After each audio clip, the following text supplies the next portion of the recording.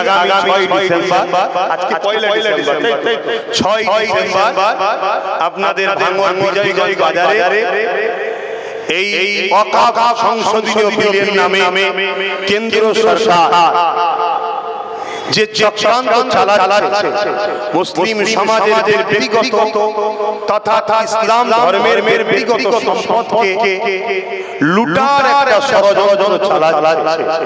এই ষড়যন্ত্রকে ব্যর্থ করার জন্য এবং আমাদের ঈমানি দায়িত্ব কর্তব্য আল্লাহ দ্বীনের পক্ষে আছি এই ঘোষণা দেওয়ার জন্য এবং আপনাদের ঘরে সজাগ করানোর জন্য আমি বিজয়গঞ্জ বাজারে 6 ডিসেম্বর ডাক দিয়েছি। ইনশাআল্লাহ আল্লাহ থেকে শুরু হবে জুমার নামাজের পর, আপনারা আসবেন, তাই তো নাকি? কথা বুঝে আসছে? ইনশাআল্লাহ বলুন, আসবেন তো? আল্লাহকে সাক্ষী রেখে বলুন, হাত লম্বা করে তুলুন, বলুন ইনশাআল্লাহ।